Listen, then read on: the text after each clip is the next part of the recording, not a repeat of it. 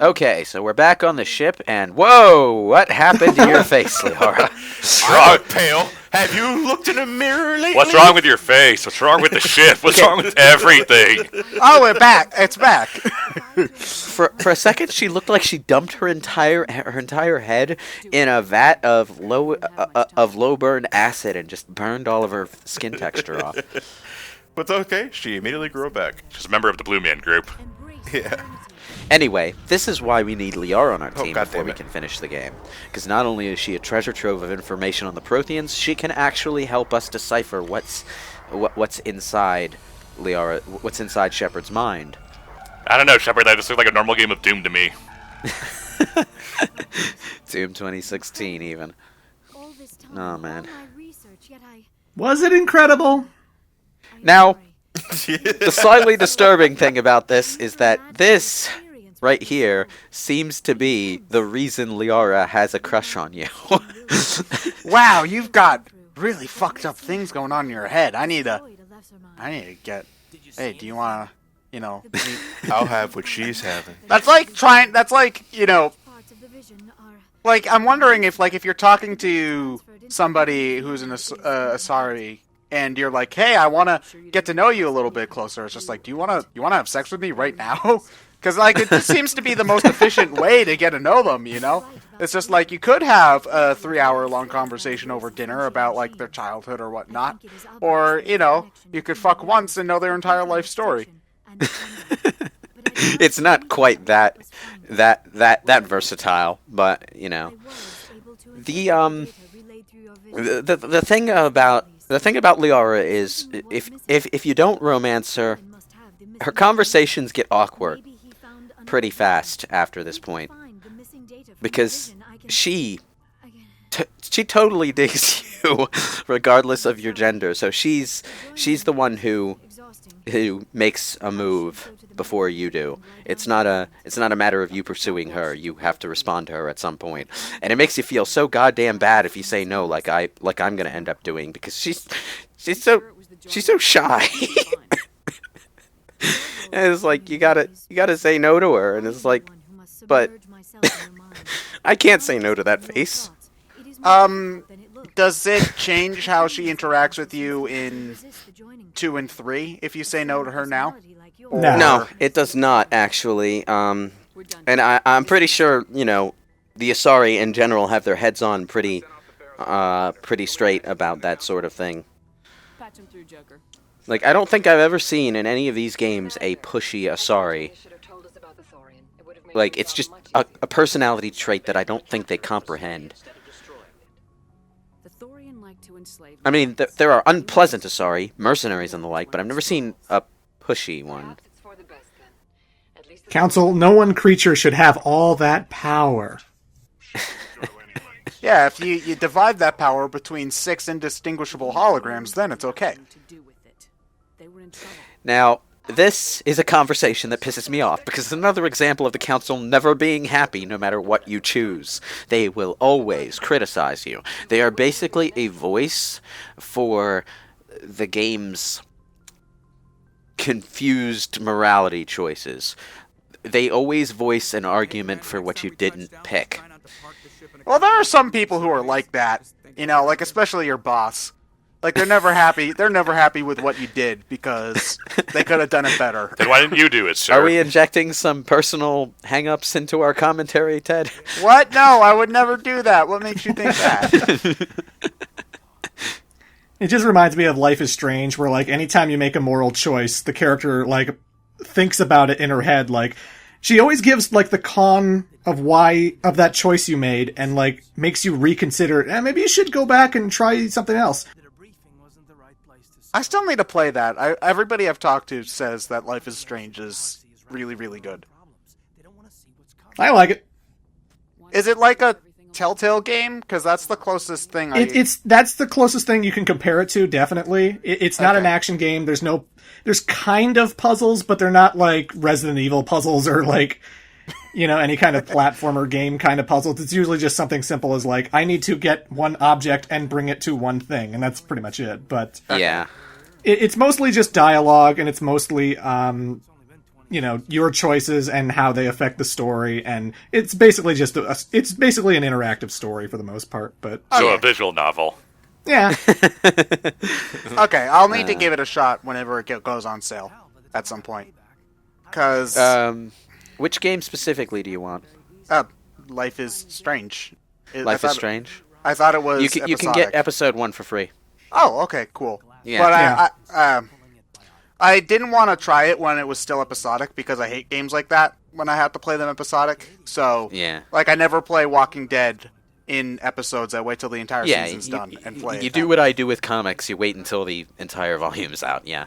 Okay. That's right, yeah. That's what I do with comics, too.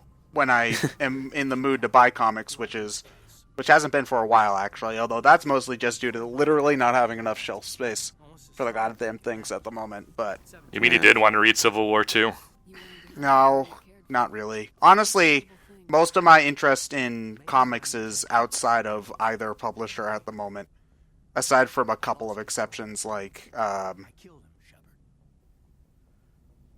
stuff Like- that... Can't think of one. That thing and what's its Anyway, face? here we are talking right over Kaiden's most personal confession. That time when, during the Alliance's really shoddily put together biotics training, aka they hired a Turian mercenary so that they could do it without looking weak to the other species, he snapped his instructor's neck to protect this girl he liked.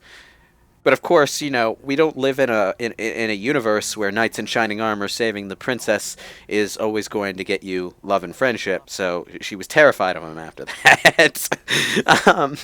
It's like that one person in The Witcher who Geralt saved by cutting off her attacker's head, and she basically threw up in front of him, and that was awkward. Ugh. Okay. But yeah, this is a pretty interesting look into his personality. I think the actual story behind this conversation was adapted into a comic, but I haven't read it. That particular series of backstory comics, I just never bothered with it because I wasn't particularly impressed with any of the other Mass Effect comics I read. Some of the books were really good, you said, though, right? The three novels that were written by Drew Kay, the head writer of the series. They're good books. They're not as good as the Dragon Age books, I will say that, but they're good books. And the fourth one, Deception, is kind of all over the place, all over the map. Not very pleasant to read, in my opinion. The fifth one, the prequel for for Andromeda, not Ascension. Ascension is the other novel. The prequel for Andromeda is a book that I haven't read. I don't even know if it's out as of yet. It'll probably be out. If it's not now, it'll be out by the time this goes up. But I have no read on that specific novel, so I can't give you any opinion on it. The comics, on the other hand, are just bland. Like, they're the blandest comics I've ever read in my life. Okay. The ones that I've read for the viewers are the one about Liara, where her Shadow Broker plot starts, the backstory of the Elusive Man, and I think I also read the comic where Arya T'Loak loses control of Omega before Mass Effect 3, and that's it. They're all pretty bland comics. Like, enjoyable enough, I suppose, but not very memorable.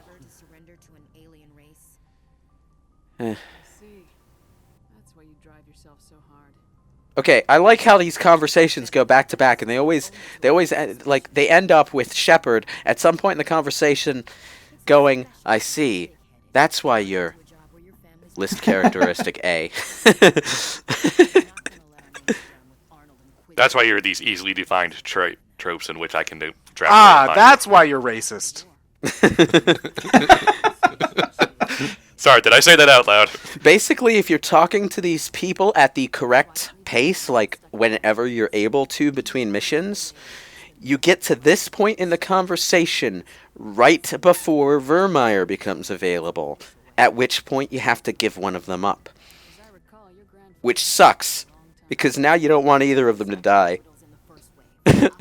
That's what makes it a hard choice. That's why you don't get attached. Man. So which one are you killing? Or, I suppose, not really killing, you're... Well, I already said this earlier in the playthrough, but Kaiden's going to be the one who dies, because he's the one who died in my first blind playthrough. Sorry, I forgot. I forgot, basically. In any case, I don't necessarily need Kaiden Alenko for my party balance, so this works out. Well, when I first played, I really didn't need Ashley, because when I first played, my character was a soldier too. So it worked out in a really bad gameplay way for me in that case too. But in this playthrough, since my character is a biotic, I don't necessarily need Kaiden to be a biotic for me. The big difference that this is going to cause in the long run is that in Mass Effect 3, assuming that you don't wind up getting the other person killed before that, whichever one of these two that survives is going to rejoin your party permanently about halfway through that game. And that means you're going to have either a heavy-hitting soldier in Ashley, or you're going to have a biotic tech combo in Kaiden, so your party balance is going to be different. And only one of those two guys will die. You can't sacrifice anyone else. Only one of those two guys, and possibly Rex, but Rex is not going to die here. Okay. Rex you can keep alive. It's a case where, you know, if you play your cards right, you can keep him alive. Oh, so he can die on top of... So he can die on top of the other ones. Okay. Alright. And if we play our cards right, both of them can die, because one of them can die in Mass Effect 3 as well. Yeah. Can you kill every party member? You can kill a lot.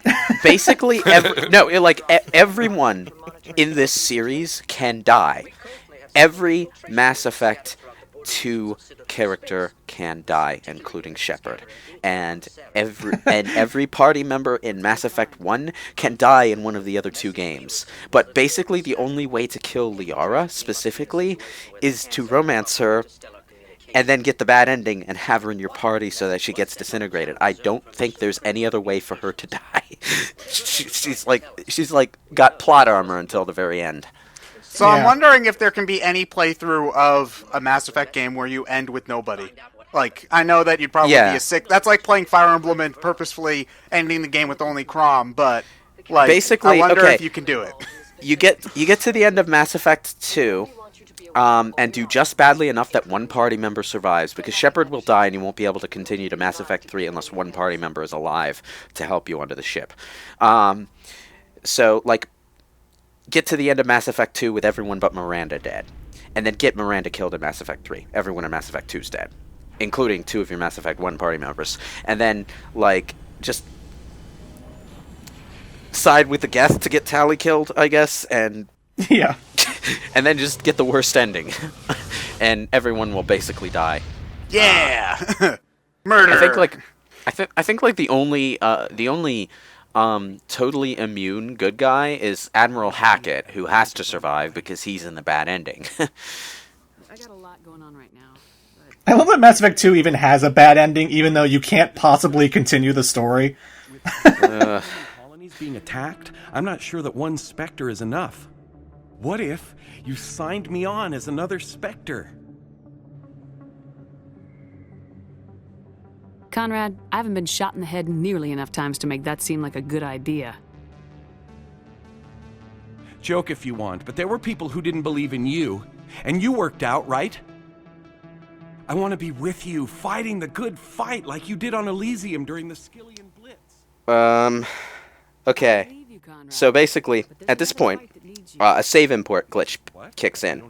You can either be a Paragon and talk Conrad Verner into going away peacefully and, you know, channeling his energy into something constructive, or you can stick a gun in his face and intimidate the fuck out of him and get him to go away that way. Go away, nerd! The save file event checklist. If you do the Paragon action here, it marks both the Paragon and Intimidate flags at the same time. And Mass Effect 2 defaults to the Renegade option.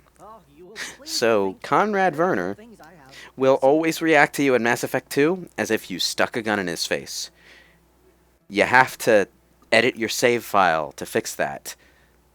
They never patched that? No. Because it's not a problem with Mass Effect 2. It's a problem with the save files. Every save file that passed this point already, it's stuck. And they probably the only way I can think to change that would be to program in a special case for that one scene, but that would probably be very difficult if you're dealing with old files. Apparently, their system that they built it makes it impossible to reliably or efficiently patch it. It's not the only time something like that has happened in a BioWare game. Oh yeah, these two NPCs who are arguing about whether she gets a special operation for a kid. Okay, this is a good place for a tangent because these two do nothing for the game. They're just a dialogue side quest. Remember when you put that gun to my head? I did? You did? Now, BioWare has a tendency to have bugs in their games that they just don't know how to fix. There's one in particular in Dragon Age Origins DLC mission Awakening, where and I tripped into this blindly. There's a door in front of a ladder, and the ladder is so close to the door that you can access the ladder through the door without opening it. The door is meant to be locked until you go around this forest area and do this side quest with a recruitable party member, but you can sequence break it by accessing the ladder through the door. And they couldn't fix it. Well, why don't we just move the door? They just had to put up information about the bug on the site and say, okay, this is the glitch. Don't trip it. Oh, that's what they did for what's its face. For Metroid Other M, the Ice Beam glitch. They basically said, don't do this. If you do it, you're gonna have to mail in your disk and I think it's actually your save file. You're gonna have to mail in your save file so we can fix it. And then you'll have to wait until we ship it back 6 to 8 weeks later. We really don't want to do that, so just don't do this. Yeah, the thing about that is that this particular glitch appeared in possibly the worst place it could have, because once you go down that ladder and take like 10 steps into the dungeon, you get stuck in a point of no return. You get imprisoned, and then you have to escape a dungeon, and then you meet this the recruitable character's sister or something. It's ridiculous. It makes it so that you can't go back, and it completely breaks that particular party member's side plot. So yeah. It's not a good glitch. That's all I have left to. I mean, at least Obsidian fixes half of their shit at some point or other. But Obsidian is Obsidian is the king of rushing out games that have a lot of content, and a lot of quality writing, but aren't polished yet. But that's Elder Scrolls, right? No, Obsidian is KOTOR 2, Pillars of Eternity, Fallout New Vegas. Oh, yeah, okay.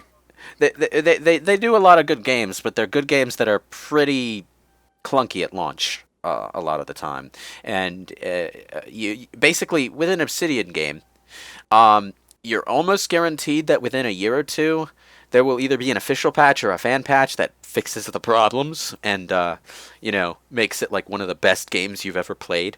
But for that first handful of months, that first year, whew, that sounds like Jesus. Bethesda too, though. That's why I was thinking of them. Well, Bethesda's different. Bethesda's just like they make really big open games that they can't account for everything for, and so glitches just fall through the cracks. Obsidian tends to be glitchier. But they also wind up at a higher quality level once all that stuff is ironed out. Okay. Yeah, like, I very much remember, like, Fallout New Vegas on Xbox 360. If you don't download a patch, that thing is going to crash every hour. Oh, yeah. That thing crashes, like, all the time. Yeah. There's the story that goes, like Bethesda put pressure on Obsidian to release it within a certain time frame, otherwise they wouldn't get their money, and so they wound up having to do it in that case, but I'm not sure how true that is. It's kind of a messy story.